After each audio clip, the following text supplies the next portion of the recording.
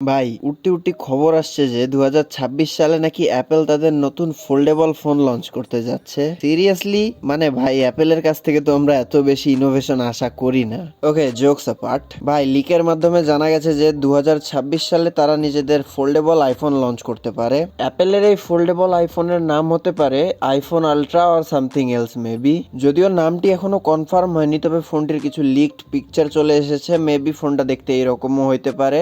ফোনটার মধ্যে চিপসেট হিসেবে থাকতে পারে অ্যাপেলের A20 সিরিজের পাওয়ারফুল চিপসেট, তার সাথে সাথে থাকছে 12 GB র্যাম, আর স্টোরেজ হিসেবে থাকছে 256 GB, 512 GB আর 1 TB NVMe স্টোরেজ। ফাইনালি আমরা চলে এসেছি ভিডিওর মেইন পার্টে। ফোনটির মধ্যে থাকছে দুইটা foldable LTPO OLED 120 Hz HDR10+ display, কিন্তু এই ডিসপ্লেগুলির সাইজ এখনো পর্যন্ত জানা যায়নি। এবং ফোল্ড করা অবস্থায় ফোনটির মধ্যে থাকছে 5.49 ইঞ্চের একটা LTPO OLED 120 Hz display. So এটা যেহেতু তাদের প্রথম জেনারেশনের ফোল্ডেবল ফোন, খুব বেশি ইনোভেশন আশা করা যাবে না, কিছু না কিছু প্রবলেম থাকবে এই ফোনটার মধ্যে। এখানে আমরা দেখতে পাচ্তেছি ডিসপ্লেটা খুব বেশি বড় হবে না হয়তো বা, পিকচারে দেখে আমরা যা বুঝতেছি। আর ভাই একটা ডিসক্লেমার, এই সকল তথ্যগুলা যেগুলা লিক হয়েছে এগুলা কোনোটাই কনফার্ম না। সো আপনারা বিশ্বাস করে নিয়েন না যে এগুলাই হবে এই ফোনটার ফাইনাল স্পেসিফিকেশন। যখন লঞ্চ হবে তখন স্পেসিফিকেশন আলাদাও হতে পারে, এখন জাস্ট এগুলা রিউমার্স চলতেছে। সো আমি আপনাদেরকে জানাচ্ছি।